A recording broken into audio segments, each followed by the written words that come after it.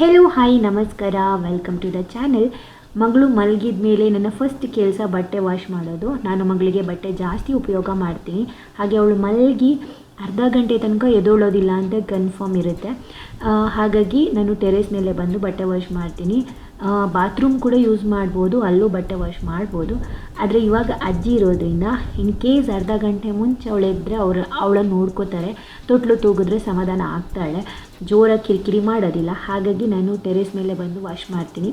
ಸಿಸರಿನಾಗಿ ಈ ರೀತಿಯೆಲ್ಲ ಕೆಲಸ ಮಾಡೋದು ಸಿಕ್ಕಾಪಟ್ಟೆ ಕಷ್ಟ ಆಗುತ್ತೆ. ಬ್ಯಾಕ್ ಪೇಯ್ನ್ ಬರುತ್ತೆ, ಸೊಂಟ ನೋವು ಎಲ್ಲ ಇರುತ್ತೆ. ಆದ್ರೂ ಕೂಡ ಬಟ್ಟೆನ ಜಾಸ್ತಿ ಯೂಸ್ ಮಾಡ್ತೀನಿ. ಇದರಿಂದ ತುಂಬಾ ಹೆಲ್ಪ್ ಆಗುತ್ತೆ. ಒಂದು ದುಡ್ಡು ಉಳಿಯುತ್ತೆ. ಡೈಪರಿಗೆ ರೇಟ್ ಇದ್ದೇ ಇರುತ್ತೆ. ಸೊ ಒಂದು ಹೊತ್ತು ಬಳಕೆ ಮಾಡ್ತೀನಿ. ಯಾಕೆಂದರೆ ನೈಟಲ್ಲಿ ಪದೇ ಪದೇ ಬಟ್ಟೆ ಹಾಕೋದು, ಚೇಂಜ್ ಮಾಡೋದು ಇದೆಲ್ಲ ಕಿರಿಕಿರಿ. ಅವರಿಗೂ ಒಂದು ನೀಟಾಗಿ ನಿದ್ದೆ ಆಗೋದಿಲ್ಲ, ನಮಗೂ ಆಗೋದಿಲ್ಲ. ಹಾಗಾಗಿ ನೈಟಲ್ಲಿ ಡೈಪರ್ ಯೂಸ್ ಮಾಡ್ತೀನಿ. ಬೆಳಿಗ್ಗೆ ಹೊತ್ತು ಮಾತ್ರ ಲಂಗೋಟು, ಆಮೇಲೆ ಅವಳ ತೊಟ್ಲಿಗೆ ಹಾಕಿರುವಂಥ ಬಟ್ಟೆಗಳು, ಈ ರೀತಿ ಎಲ್ಲ ಚೇಂಜ್ ಮಾಡ್ತಾನೆ ಇರ್ತೀನಿ. ಎಲ್ಲ ಹೊತ್ತು ಡೈಪರ್ಸ್ ಹಾಕಿದರೆ ರ್ಯಾಷಸ್ ಕೂಡ ಬರುತ್ತೆ. ಅದಕ್ಕೆ ಆ ತಲೆನೋವು ಬೇಡ ಅಂತಲೇ ನಾನು ಬಟ್ಟೆಗಳನ್ನು ಒಂದು ಹೊತ್ತು ಉಪಯೋಗ ಮಾಡೋದು. ಕೆಲಸ ಒಂದು ಜಾಸ್ತಿ ಅಂತ ಬಿಟ್ಟರೆ ಬಟ್ಟೆಗಳು ಉಪಯೋಗ ಮಾಡೋದು ನನಗೆ ಬೆಸ್ಟ್ ಅಂತ ಅನಿಸುತ್ತೆ.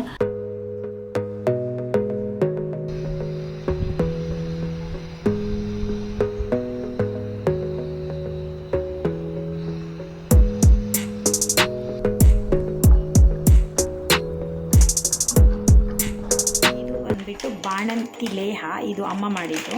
ಇಷ್ಟು ಉಳಿದಿದೆ. ಇವಾಗ ಇನ್ನೊಂದು ದೊಡ್ಡ ಬಾಕ್ಸಲ್ಲಿ ಇದೆ.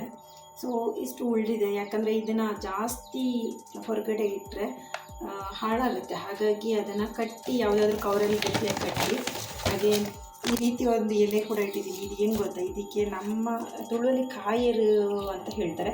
ನಿಜವಾಗ್ಲೂ ನನಗೆ ಇದಕ್ಕೆ ಏನು ಹೆಸರು ಅಂತ ಗೊತ್ತಿಲ್ಲ ಕನ್ನಡದಲ್ಲಿ. ಕಹಿ ಇರುತ್ತೆ. ಇದನ್ನು ಹಾಕಿದ್ರೆ ಏನೋ ಒಂದು ಮಿಕ್ಸ್ ಕೂಡ ಇದೆ. ಹಾಗಾಗಿ ಇದನ್ನು ಹಾಕಿ ಅಂದರೆ ಕವರಲ್ಲಿ ಹಾಕಿ ಈ ಒಂದು ಬಾಕ್ಸ್ನ ಎತ್ತಿಡೋದು.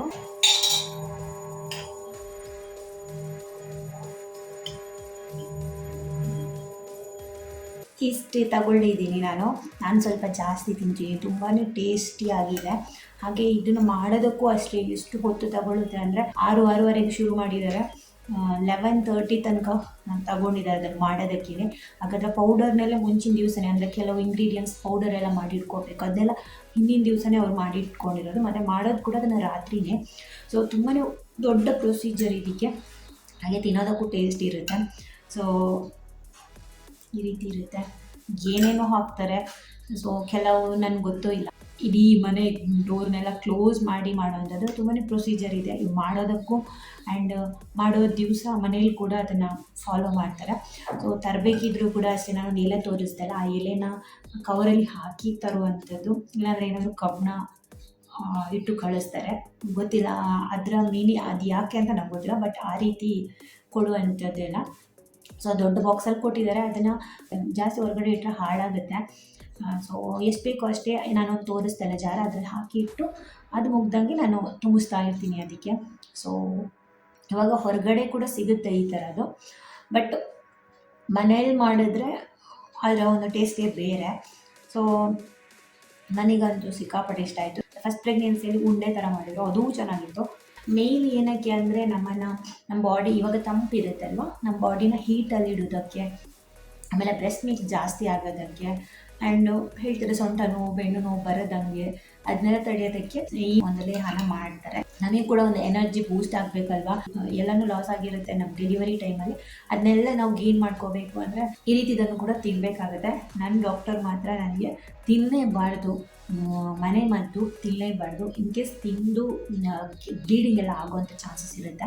ಸೊ ಅದಾದರೆ ನನ್ನ ಹತ್ರ ಬರಬೇಡ ಅಂದ್ಬಿಟ್ಟಿದ್ರು. ಸೊ ಹಾಗಾಗಿ ನಾನು ಯಾವುದೇ ಮನೆ ಮದ್ದನ್ನ ಫಸ್ಟ್ ತಿನ್ನೋದಕ್ಕೆ ಭಯ ಪಡ್ತಾ ಇದೆ. ಇನ್ ಕೇಸ್ ಏನಾದರೂ ಆದರೆ ಡಾಕ್ಟ್ರ್ ಹತ್ರ ಹೇಗೆ ಹೋಗ್ಬೋದು ಅಂತ.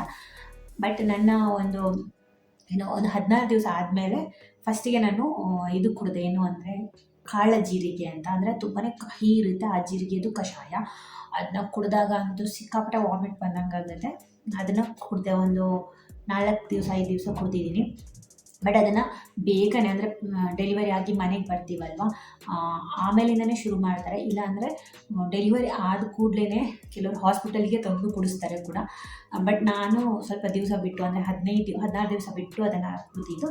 ಅದಾದಮೇಲೆ ಹೀಟ್ ಆಗಿರುವಂಥ ತಿಂಡಿಗಳನ್ನೆಲ್ಲ ಮಾಡಿಕೊಡ್ತಾರೆ. ಇವಾಗ ಎವ್ರಿ ಡೇ ಅಂದರೆ ಕರಿಯಲ್ಲಿ ಓಂಕಾಳಿದ್ದು ಸಾರು ಮಾಡ್ತಾರೆ. ಅದು ಅಂತೂ ನನಗೆ ರೆಗ್ಯುಲರ್ ಆಗಿತ್ತು.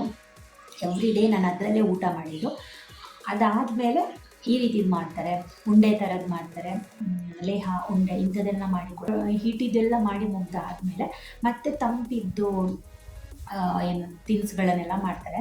ತಂಪಾಗಿರೋ ಗಂಜಿಗಳು ಮಾಡ್ತಾರೆ, ಮೆಂತೆ ಗಂಜಿ ಕೆಲವೊಂದೊಂದು ಇದೆ ಅದರದ್ದೆಲ್ಲ ಗಂಜಿ ಮಾಡ್ತಾರೆ. ಹಾಲ್ಬಾಯಿ ಮಣ್ಣಿ ಅಂತೀವಿ, ಆ ಥರದ್ದೆಲ್ಲ ಮಾಡ್ತಾರೆ. ಸೊ ನನಗೆ ತಂಪಿದೆಲ್ಲ ಅಷ್ಟೊಂದು ಮಾಡಿಲ್ಲ, ಜಾಸ್ತಿ ಹೀಟ್ ಇದೆ ಮಾಡಿದ್ದಾರೆ. ಯಾಕಂದ್ರೆ ನನಗೆ ಅಮ್ಮನ ಪ್ರಕಾರ ನಾನು ಅಷ್ಟೊಂದು ಕರೆಕ್ಟಾಗಿ ಹಳ್ಳಿ ಮಾತನ್ನ ಫಾಲೋ ಮಾಡಿಲ್ಲ ಅಂತ. ಹಾಗಾಗಿ ಅಮ್ಮನಿಗೆ ಯಾವತ್ತೂ ನನ್ನ ಮೇಲೆ ಕೋಪ ಬರ್ತಾಯಿತ್ತು. ಡಾಕ್ಟ್ರು ಹೇಳಿದಾನೆ ಫಾಲೋ ಮಾಡಿದ್ರೆ ನೀನು ಫ್ಯೂಚರಲ್ಲಿ ಏನು ಮಾಡ್ತೀಯ, ಪೇಯ್ನ್ ಎಲ್ಲ ಬರುತ್ತೆ, ಡಾಕ್ಟ್ರು ಬರ್ತಾರೆ ಅಂತೆಲ್ಲ ಬೈತಾಯಿದ್ರು. ಎರಡು ಹೀಟಿದೆಲ್ಲ ತಿಂದ ಆದಮೇಲೆ ತಂಪಿದೆಲ್ಲ ತಿನ್ನು ಅಂತಂದರೆ ಇದರಲ್ಲಂತೂ ಸಿಕ್ಕಾಪಟ್ಟೆ ಇದು ಚೆನ್ನಾಗಿದೆ, ನನಗೆ ಇಷ್ಟ ಆಯಿತು. ಫಸ್ಟ್ ಮಾಡೋಕ್ಕಿಂತ ಮುಂಚೆ ಹೇಳ್ತಿದ್ದೆ ನಾನು ತಿನ್ನೋದೇ ಇಲ್ಲ, ಸುಮ್ಮನೆ ಮಾಡಿಬಿಡಿ, ಅದಕ್ಕೆ ಅಷ್ಟೊಂದು ಪ್ರೊಸೀಜರ್ ಇದೆ, ಸುಮ್ಮನೆ ನೀವು ಯಾಕೆ ಕಷ್ಟಪಟ್ಟು ಮಾಡ್ತೀರಾ ಅಂತೆಲ್ಲ ಬೈತಾ ಇದೆ. ಅದು ಒಂದ್ಸಲ ಟೇಸ್ಟ್ ಮಾಡಿದ್ಮೇಲೆ ಅನ್ನಿಸ್ತು ಚೆನ್ನಾಗಿದೆ, ನಂಗೆ ಜಾಸ್ತಿ ಬೇಕು ಬ್ಯಾಂಗ್ಳೂರಿಗೆ ತಗೊಂಡು ಹೋಗೋದಕ್ಕೆ ಅಂತೆಲ್ಲ ಹೇಳಿದ್ದೆ ಅಮ್ಮನಿಗೆ. ಸೊ ನಾನು ಡಾಕ್ಟ್ರು ಹೇಳಿದ್ದನ್ನು ಕೂಡ ಫಾಲೋ ಮಾಡ್ತೀನಿ. ಇವಾಗ ನನಗೆ ಡಾಕ್ಟ್ರು ಕ್ಯಾಲ್ಶಿಯಂ ಟ್ಯಾಬ್ಲೆಟ್ ಒಂದು ತಗೊಳ್ಳೋದಕ್ಕೆ ಹೇಳಿದ್ದಾರೆ. ಸೊ ಅದನ್ನು ಫಾಲೋ ಮಾಡ್ತೀನಿ. ಅದು ನೈಟ್ ತಗೊಳ್ತೀನಿ, ಇದನ್ನು ನಾನು ಮಾರ್ನಿಂಗ್ ಮಧ್ಯಾಹ್ನ ಆ ರೀತಿ ತಗೊಳ್ತೀನಿ. ಹಾಗೆ ನನಗೆ ಇವತ್ತು ತುಂಬಾ ಜೋರಾಗಿ ಈ ಹಾಲ್ಬಾಯಿ ಅಥವಾ ಅಕ್ಕಿ ಮಣ್ಣಿ ಅಂತ ಹೇಳ್ತೀವಿ, ಇದನ್ನು ತಿನ್ನಬೇಕು ಅಂತ ಆಸೆ ಆಗಿತ್ತು. ಸೊ ಬಾಣಂತನದಲ್ಲಿ ಇದನ್ನು ಮಾಡಿಕೊಡ್ತಾರೆ, ಅಂದರೆ ಬೇರೆ ಬೇರೆ ರೀತಿಯ ಹಾಲ್ಬಾಯಿಗಳನ್ನೆಲ್ಲ ಮಾಡಿಕೊಡ್ತಾರೆ. ಬಟ್ ನನಗೆ ಮಿಸ್ ಆಗಿತ್ತು, ಯಾಕಂದರೆ ನಾನು ಬೇಗ ಬಂದಿದ್ದೀನಿ ಊರಿಂದ ಬ್ಯಾಂಗ್ಳೂರಿಗೆ, ಹಾಗಾಗಿ ನನಗೆ ಅದು ಮಿಸ್ ಆಯಿತು. ನಮ್ಮಮ್ಮ ತುಂಬಾ ಚೆನ್ನಾಗಿ ಮಾಡಿಕೊಡ್ತಾರೆ, ಆ ಒಂದು ರುಚಿ ನನಗೆ ಪದೇ ಪದೇ ನೆನಪಾಗ್ತಾಯಿತ್ತು. ಸೊ ಹಾಗಾಗಿ ಇವತ್ತು ಅವನದ್ರ ರೆಸಿಪಿ ಕೇಳಿ ಮಾಡ್ತಾಯಿದ್ದೆ, ಯಾಕೆಂದರೆ ನಾನು ಇದನ್ನು ಬ್ಯಾಂಗ್ಳೂರಲ್ಲಿ ಫಸ್ಟ್ ಟೈಮ್ ಟ್ರೈ ಮಾಡ್ತಾ ಇರೋದು. ರಾಗಿದ್ದು ಎಲ್ಲ ಮಾಡಿದ್ದೀನಿ, ಸ್ವಲ್ಪ ಈಸಿ ಇದೆ, ಬಟ್ ಅಕ್ಕಿದ್ದು ಸ್ವಲ್ಪ ಕಷ್ಟ ಅಂತಲೇ ನನಗೆ ಅನಿಸಿತ್ತು ಮಾಡಬೇಕಿದ್ರೆ. ಸೊ ಅದೇ ಒಂದು ಟೇಸ್ಟ್ ಬರಬೇಕು ಅಂತ ಇವತ್ತು ಅಕ್ಕಿ ಮತ್ತು ಮೆಂತೆಕಾಳನ್ನ ನೆನೆಯೋದಕ್ಕೆ ಹಾಕಿದ್ದೆ. ಒಂದು 5 ಗಂಟೆ ಆದರೂ ನೆನಿಬೇಕು ಅಂತ ಹೇಳಿದರು. ಈವ್ನಿಂಗ್ ಮಾಡಿದ್ರೆ ಬೆಳಗ್ಗೆ ತಿನ್ಬೋದು, ಹಾಗಾಗಿ ತೆಂಗಿನಕಾಯಿ ತುರಿ, ಬೆಲ್ಲ, ಆಮೇಲೆ ಏಲಕ್ಕಿ ಎಲ್ಲ ಮುಂಚೆನೇ, ಅಂದರೆ ಅದನ್ನು ಬೇಯೋದಕ್ಕೆ ಇಡೋ ಮುಂಚೆನೇ ಎಲ್ಲನೂ ರೆಡಿ ಮಾಡಿಕೊಂಡು ಸೈಡಲ್ಲಿ ಇಟ್ಕೊಂಡ್ಬಿಟ್ಟಿದೆ. ಸಂಜೆ ಮಾಡೋದ್ರಿಂದ ಮಗಳು ಕೂಡ ಎದ್ದಿದ್ಲು, ಅಂದ್ಕೊಂಡೆ ನನ್ನ ಆಸೆ ನಿರಾಸೆ ಆಗುತ್ತಾ ಏನೋ ಅಂತ. ಅವಳನ್ನು ಮಾತಾಡಿಸ್ಕೊಂಡು ಈ ಕಡೆ ರೆಡಿ ಮಾಡ್ತಾಯಿದ್ದೆ, ಯಾಕಂದರೆ ಅದನ್ನು ಕೈಯಾಡಿಸ್ತಾ ಇರಬೇಕು, ತಡ ಹಿಡಿಯುತ್ತೆ ಅಲ್ವಾ, ಹಾಗಾಗಿ ಎರಡು ಕಡೆನೂ ಮ್ಯಾನೇಜ್ ಮಾಡ್ತಾಯಿದ್ದೆ. ಅಂಜಾ ಬುಕ್ಕ ಏರಡು ಬತ್ತಿರ್ನು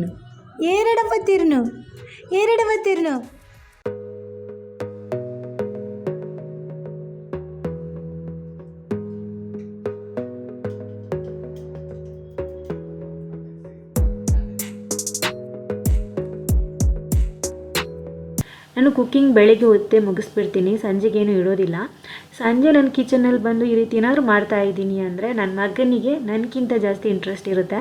ಅದು ಬೇಯ್ತಾ ಇರುವಾಗಲೇ ಶುರು ಮಾಡ್ತಾನೆ, ಟೇಸ್ಟ್ ಕೊಡು ಅಂತ. ಆಮೇಲೆ ಕಿಚನ್ ಹತ್ರನೇ, ಅಂದರೆ ಸ್ಟವ್ ಹತ್ರನೇ ನಿಂತ್ಕೋಬೇಕು, ಅವನು ಕೈ ಆಡಿಸ್ಬೇಕು, ಆ ರೀತಿ ಎಲ್ಲ ಏನೋ ತರಲೆಗಳು ಮಾಡ್ತಾ ಇರ್ತಾನೆ. ಅವನು ತುಂಬ ಇಂಟ್ರೆಸ್ಟ್ ಇಂಥದ್ರಲ್ಲೆಲ್ಲ. ಅದು ಬೆಂದಾದ್ಮೇಲೆ ತಿನ್ನೋದು ಮಾತ್ರ ಅಷ್ಟರಲ್ಲೇ ಇದೆ. ಅವ್ನು ಹಿಂದೆ ನಾನು ನೋಡಬೇಕು, ತಿನ್ನು ಅಂತ.